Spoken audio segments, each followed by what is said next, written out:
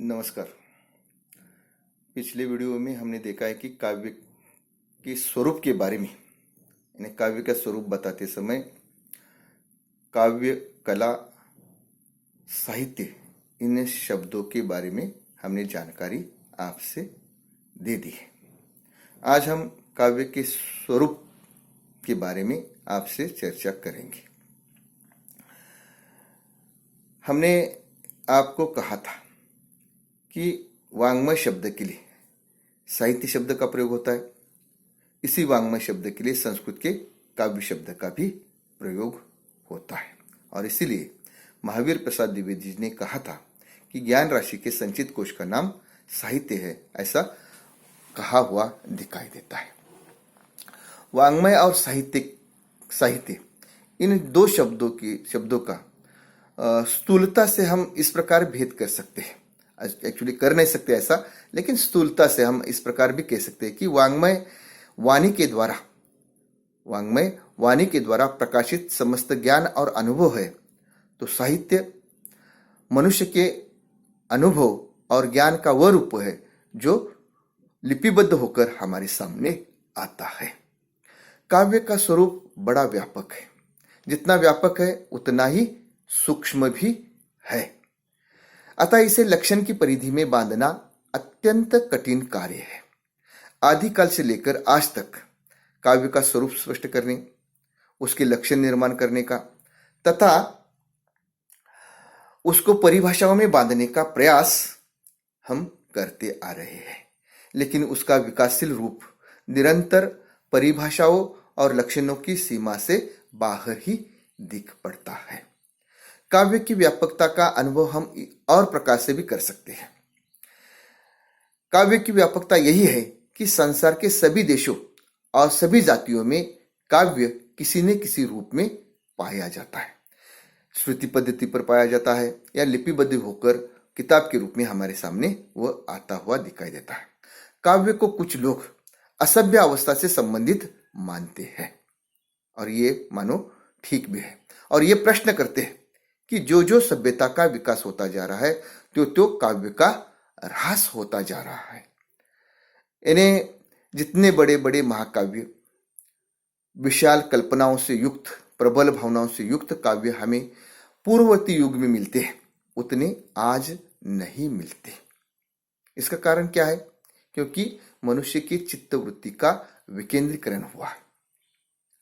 उसका उदाहरण और भी हम इस प्रकार दे सकते हैं कि हमारे यहाँ गौरी गणपति का त्योहार आता है। गौरी गणपति के त्योहार में हमने बचपन में देखा था कि अनेक महिलाएं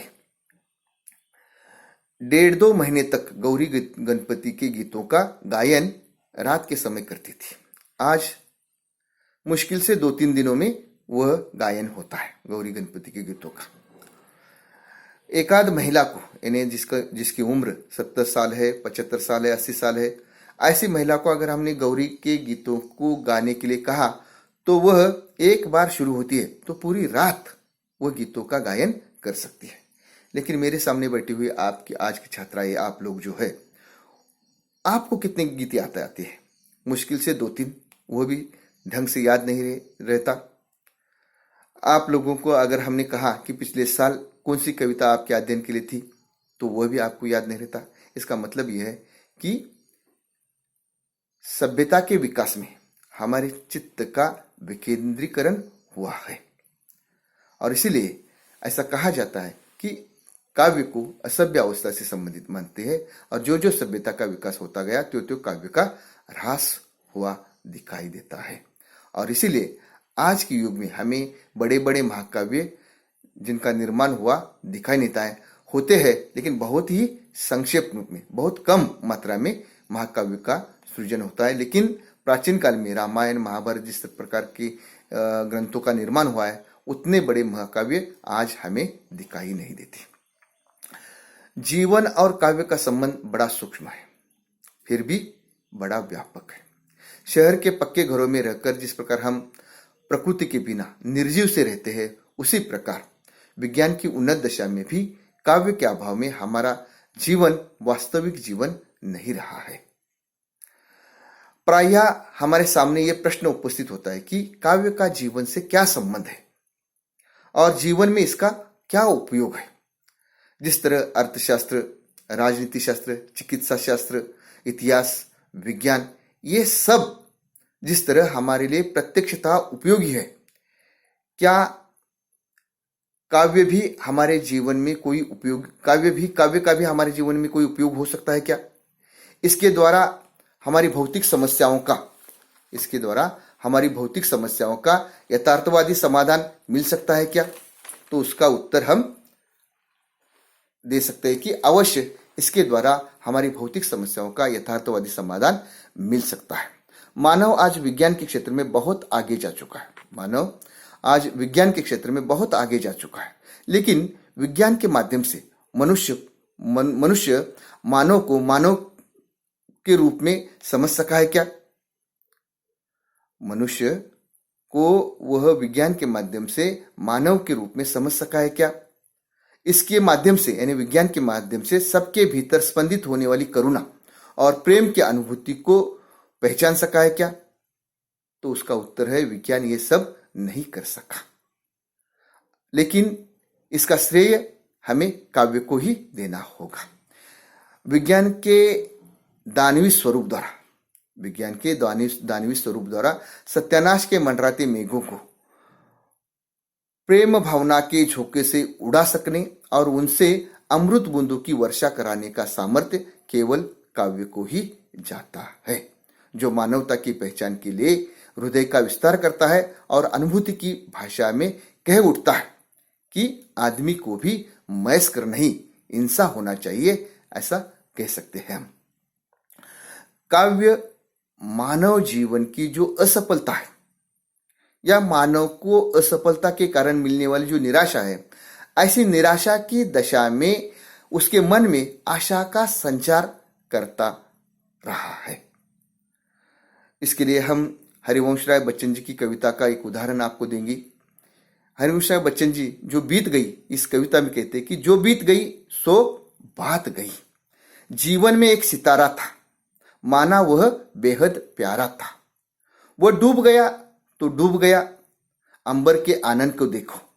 कितने इसके तारे टूटे, कितने इसके प्यारे छूटे। जो छूट गए फिर कहाँ मिले। पर बोलो टूटे तारों पर अंबर कब शोक मनाता है। जो बीत गई सो बात गई। ये कविता आपके मन में एक नया विश्वास, नई आशा जगाने का काम करती है। जिन श्रेष्ठ और पवित्र सिद्धांतों का विद्वानों ने, समाज और धर्मशास्त्रों ने निरूपण किया है, उन्हें जीवन में उतार देने का श्रेय काव्य को ही प्राप्त होता है। काव्य हमारे ऊपर संस्कार करता है। रामायण, महाभारत आदि जो ग्रंथ है हमें कुछ सीख देकर चले जाते हैं, हमारे मन पर संस्कार करते रहते हैं। काव्य की विशेषता और भी प्रकार से हम देख सकते हैं। वैयक्तिक सुख दुखों को साधारणीकरण द्वारा सामाजिक सुख दुख बना देना काव्य की ही विशेषता है। वैयक्तिक सुख दुखों को साधारणीकरण द्वारा सामाजिक सुख दुख बना देना काव्य की ही विशेषता रही है। हमें ऐसा लगता है कि संसार में मैं ही दुखी हूं, मुझे ही अभाव मिल रहे हैं। लेकिन आप जब साहित्य के शरण में चले जाएंगे, साहित्य की किताबें पढ़ने लगे, तो आपको इसका एहसास होगा कि केवल आप दुखी नहीं है, केवल आपके जीवन में ही अभाव आ गए हैं, ऐसी कोई बात नहीं है। आप किसान आप ग्रामीण इलाके से है, किसान परिवेश से आए हुए होंगे। अगर आप लोग अनंत यादव की झूंबी इस उपन्यास को, आत्मचरित्रात्मक उपन्यास को पढ़ेंगे, तो आपको ऐसा लगेगा कि अरे दुनिया में मैं केवल दुखी नहीं हूं, ये इतना बड़ा लेखक है, ये भी अनेक तरह के दुखों का सामना करता हुआ बड़ा हुआ हो चुका है, इसके लिए अनेक अभाव आ गए हैं। तो इन दुखों का, इन अभावों का साधारणीकरण करने का काम ये साहित्य करता है। अतः सामाजिक भावना और चेतना को बनाने का और बिगाड़ने का काम भी साहित्य ही करता हुआ दिखाई देता है। उदाहरण के तौर पर हम देख सकते हैं कि आजकल के नेताओं के भाषण, जो धार्मिक नेता है उनके भड़काऊ भाषण इसके अंतर्गत आ सकते हैं। उसी तरह साहित्य के बारे में भी देख सकते हैं हम कि पुरानी एक फिल्म है, आपने देखी नहीं होगी, मास्टर जी फिल्म का गीत है, आके तो खोलो स्वामी जवानी देखो स्वामी। ये गीत सुनने के बाद या देखने के बाद, सुनते और देखने के बाद आपके मन में काम भावना उत्तेजित होती हुई दिखाई देगी। उसी तरह एक गीत है, पुराना गीत, यानी गीत ऐसा नहीं कहेंगे लेकिन वो काव्य है, भूषण का काव्य, जो शिव छत्रपति की प्रशंसा के रूप में गाया है। इंद्र जिमि जंब पर बाड़व स्वंब पर रावण सदंब पर शेर शिवराज है, इस प्रकार का जो काव्य है। इस कविता को सुनने के बाद हमारे मन में वीर भावना की जागृति होगी, हमारे मन में उत्साह निर्माण होगा। तो काव्य इस प्रकार सामाजिक भावना को बनाने का और बिगाड़ने का भी काम करता हुआ दिखाई देता है। काव्य मरणशील व्यक्तियों को अमर बनाकर सुरक्षित रखता है। प्राचीन महापुरुषों को हमारे बीच आज भी जीते जागते रूप में चित्रित करने का काम काव्य ही करता है। अतः मानव गुणों को साकार और सजीव रूप में अमर बनाने वाले काव्य का मूल्य बहुमूल्य है, ऐसा दिखाई देता है। काव्य निराकार पदार्थों, भावों और विचारों को साकार और सजीव बनाने का काम करता है। यानी काव्य में इस प्रकार के शब्द आते हैं कि पत्थर की सनम, पत्थर दिल सनम, या यानी वो जो कोई सनम हो या कोई प्रियतमा हो वो पत्थर दिल की नहीं होती, लेकिन उसे ऐसा कहा जाता है।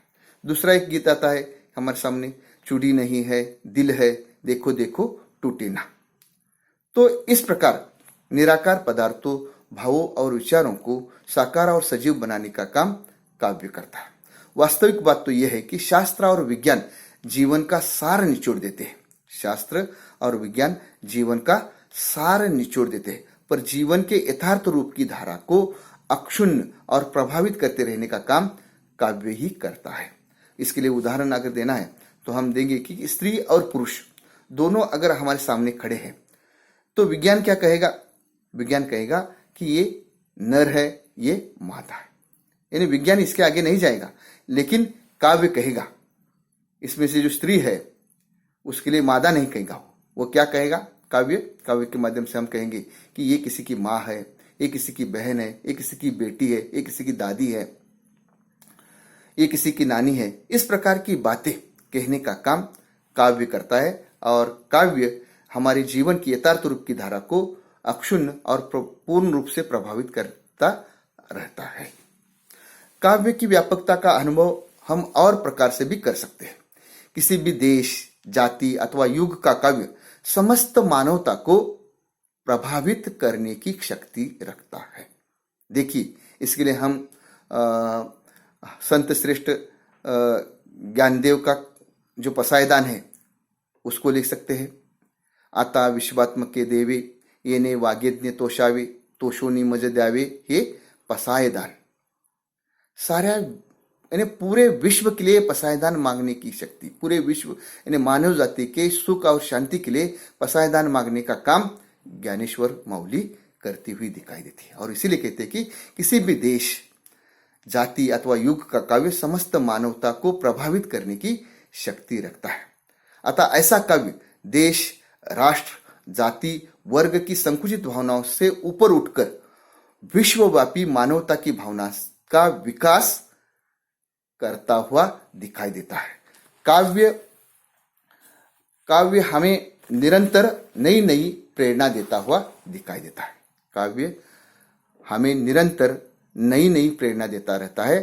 काव्य समस्त मानवता की संपत्ति रहा है। काव्य हमारे बाह्य जगत के साथ साथ हमारे भीतर की मानस जगत का भी चित्रण प्रस्तुत करता है। इसके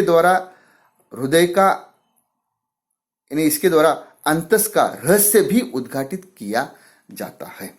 अतः काव्य का बड़ा प्रभाव है। काव्य हमारे जीवन को सदैव नई नई प्रेरणा देता रहता है। काव्य हमारे जीवन में शाश्वत महत्व रखता है। अतः इसीलिए कह सकते हैं कि काव्य का विषय और वस्तु भी जीवन ही है। अतः काव्य का जीवन से घनिष्ठ संबंध है, ऐसा कह सकते हैं। काव्य के स्वरूप के बारे में इतनी ही जानकारी।